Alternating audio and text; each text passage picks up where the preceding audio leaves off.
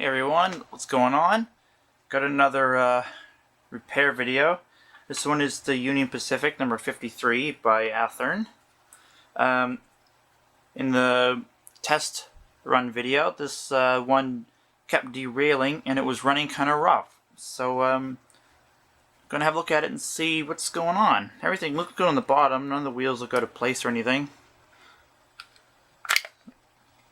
Alright, well that's an easy one to take apart. So I will power it up before I do anything, just see if anything is unusual. So for me, I always hook it up where the light part of it is.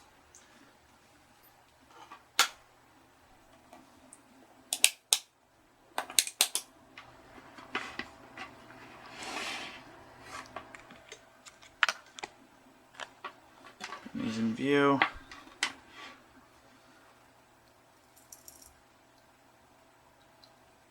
Get a little bit more current.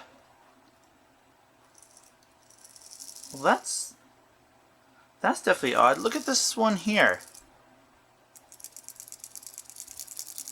That's definitely something unusual. I've never seen anything like that before. The back one seems fine. Need a little more current. The back one's fine. Oh yeah, it's definitely not running very well. I'd say that's why it's derailing. Maybe someone's done some modifications to these and haven't put the right parts back in it. But if I turn this by hand, look at that. What the heck is going on here? This is not even really that easy to turn. Like this one, look, this one will stay where you turn it, but this one, look at that. No wonder it's derailing. Alright, well let me pop this little cap off of here, and I think I already know what's going on. I think the piece of plastic that joins them is too long and it's just literally got no play in it at all.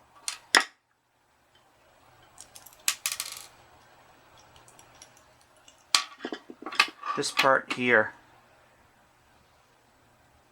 So if this part is... hold on, let me just take this right out. Oh, look at the dirt. Dirt in there. That'll cause problems.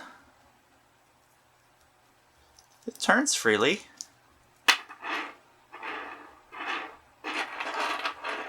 Yeah, that turns freely. But my guess is that this piece here is bottoming out inside there. Unless there's something stuck in there. I don't know how anything gets stuck in there, but let's have a look. No, you can see right through that. There's nothing there.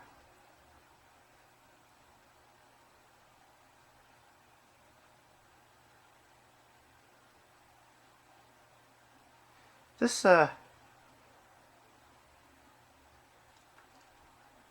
coupler doesn't feel quite right. What is going on here? Maybe it's not bottoming out. Maybe it's... Oh! Okay. So I don't know... Come on, camera, focus. So I don't know if you can see it or not.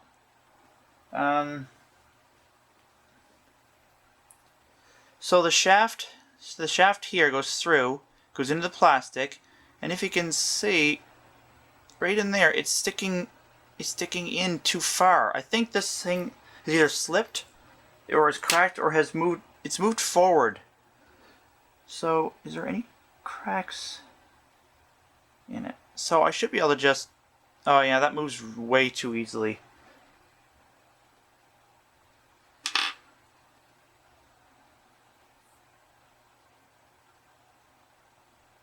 There doesn't appear to be any cracks in it.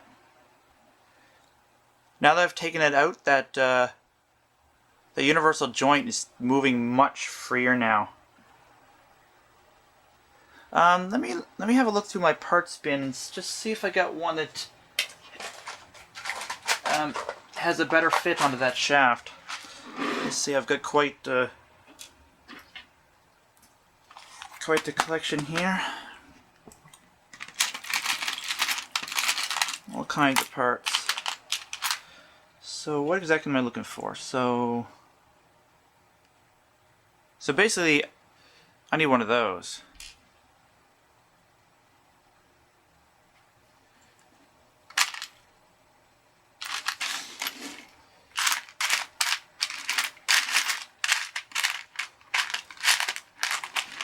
Now, if I don't have one, I could just put a dab of super glue on this.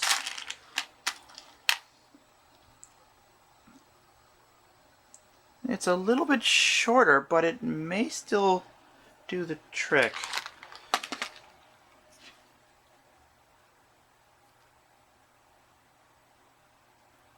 I may use that, but I'll see if I've got a shorter one. If I don't have to modify this shaft and shorten it a bit to compensate for this longer end piece here, I won't do it. So I'll see what else I've got.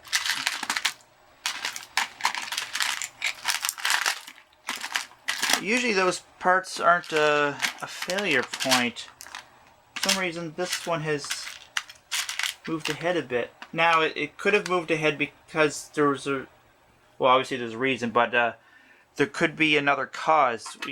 There could be a cracked gear in here, and it jammed, and because this motor is running on flywheels, that motor is going to continue spinning for a time before it would come to a stop, even if it did, and something's got to give, which in this case would be the thing of least resistance, and this, because there's so little actually touching the metal shaft. That would be the least amount of resistance. So that would spin, and it probably spun that the metal shaft in farther than it needed to be. Well, I don't have another one. I mean, how loose is that? Let me just clean any grease and crap off that. And I'll see how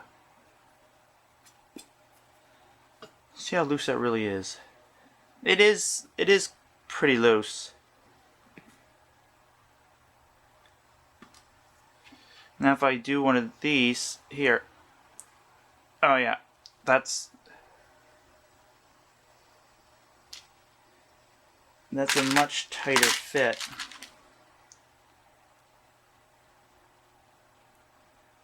If it's the same, it may not even be the same hole size. I guess I should have checked that.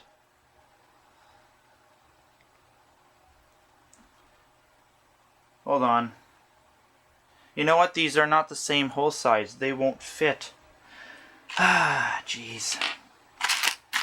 Why can't they just standardize things like that?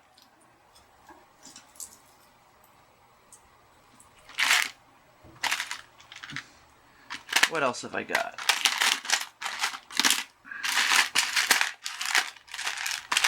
Got any more? All I need is one. That one's got a crack in it. That one I don't think will fit either.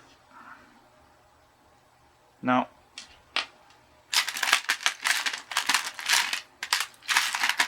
Well, it looks like I'm going to be doing some gluing, so I'm going to glue this onto this shaft here. And yeah, so I'll be right back. I gotta give this glue time to set. Alright, so that's the glue is setting on that. Just something I was thinking about while I was going to clean these. I've seen people take these apart in several different ways, and some people do it in a way that just makes me cringe. And so I'm gonna show you a more proper way to take these trunks apart. So there's a little clip here. So I've got a very small precision screwdriver. So that's the easy one. Now I've seen people go under right here, right there, and just force it until that pops. That's not how you do it. That's how you break those. So what you need to do is you need to go under. You can see there's a hole all the way through there. You go under, make sure your screwdriver is flat against the thing. And if you're in the right spot, for both sides,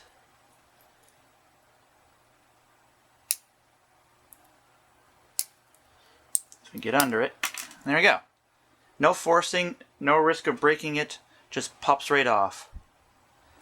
So that's how you do it without the risk of breaking a clip, because once you break them, you'll either have to get a replacement and glue it, and you know, it's just better not to break it. So yeah. And then you can pop your wheels out, check for broken gears. I'll do that right now.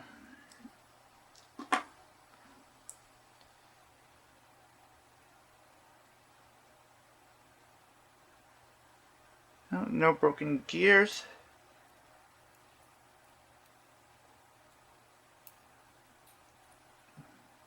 Alright, that bearing there is a little bit tight. I don't know if it's compressed. Okay, so here's a bit of an issue. And actually there is a crack in this one. I don't know if you can see it. It's right there. Right on the top bit there. I got some replacements, but I don't know if I did have replacement. I don't know if I've got any left, because I replaced some cracked ones a little while ago. And what about this one? And we've got a crack right there. So that's probably what happened. The gears locked up. The motors spun this little piece on the shaft there, and it just moved it in. It probably spun it for a while. Whoever was using it probably didn't realize those wheels weren't turning for a little while until it slowed down. And it probably got this plastic warm, probably wore it away a little bit, and that's why we no longer have a tight fit. So I do got some replacements. And we'll see if any of them are good.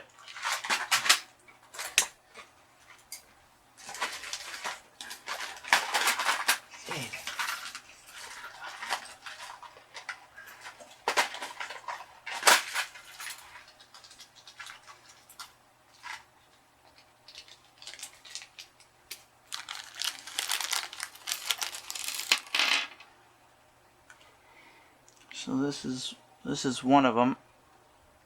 I think that one is all right.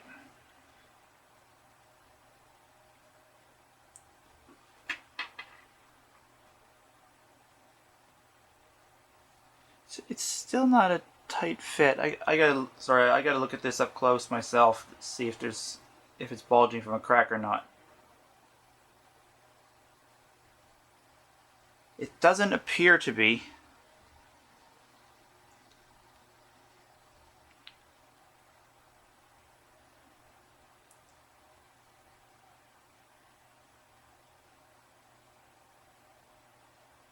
Now this one does have a crack in it as well. Alright, I'm just going to pause the video here and have a look through my stock and see if I got ones that don't have any cracks. Well, I didn't really have any more of these that weren't cracked, so then I got looking through my collection of gears. This is a 1 liter yogurt container. It's just full of gears. And I did find some that would fit, and I did do a test one. So that one there actually is the same, got the same number of teeth, and they're the same, the gear's the same thickness.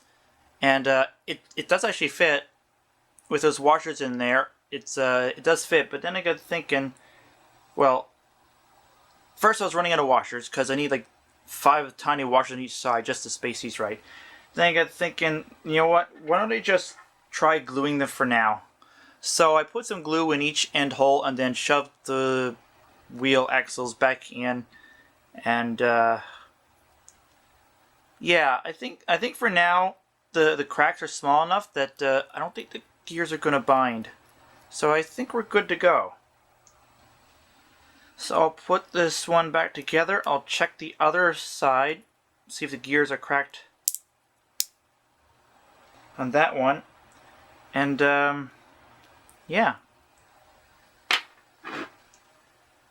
Alright, so, and the glue's had plenty of time to set on that. It's been a couple of hours actually.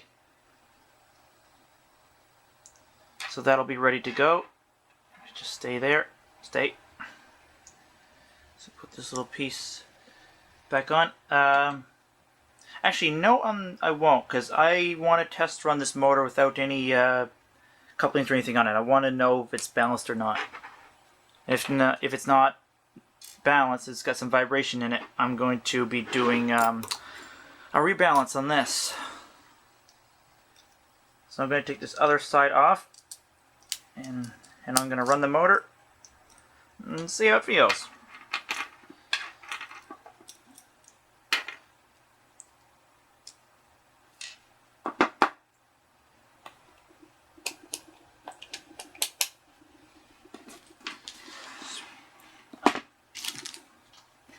Bring these in here so you can kind of see.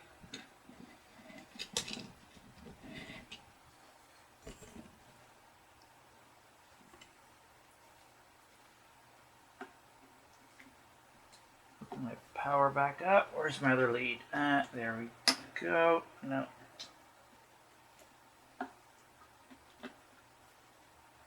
All right.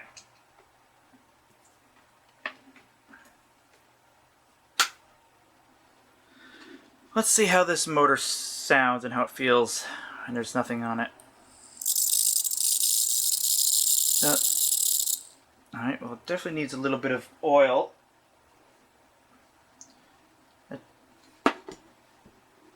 Now since I don't have an oil dispenser with a needle on it, I'll just drip some onto...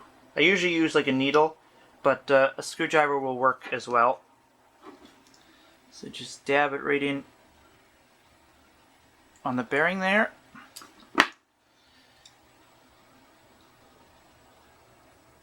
Do the same for the other side. Don't know how well you guys can see that, but the space is pretty tight on that side. I don't know if I got the oil on it or not. Let's try it. Of course, it may not be the bearing that's making the noise at all. It could be the gear, not the gear, the brushes. No, looks like it was the bearing. So I can feel quite a vibration in this one already, and I'm get a little more power.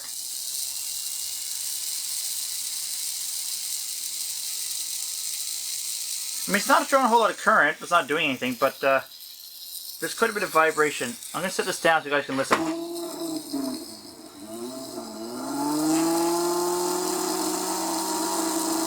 See? That's quite a bit of vibration in that. So, in my other video, when I was in the middle of doing a rebalance, it never occurred to me at the time, but I couldn't really give you guys like a before and after for running it. So what I'll do is I'll check the other set of gears, and I'll replace those like I did those or glue them or whatever, and then I'll put this all back together without rebalancing it. I'll run the engine.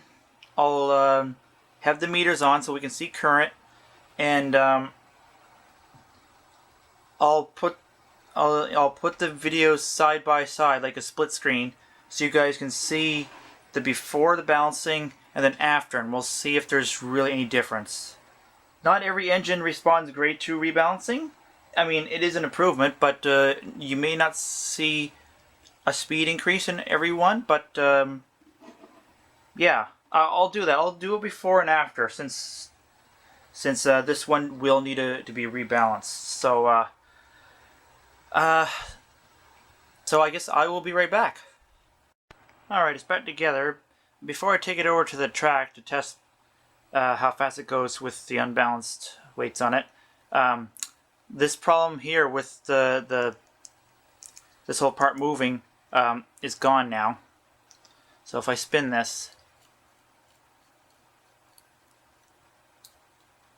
and same for the other side. So yeah, it was because these little end pieces on the shaft moved forward too far, and it was interfering with the universal joints. So that's why it was derailing and all that. So yeah, so I'll take this over to the test track, and I'll see what the top speed is with the motor as is, and then I will rebalance it, and we'll see if there's actually any difference. I'm kind of curious too how much of a difference there will be, if any. Alright, I've rebalanced them. You can see I've taken off just a little bit right there, and on the other one, a little bit right there. It already feels a lot better, so I'll take it to the track and we'll do another test run, see if it's actually any better. It sounds better, and it feels faster.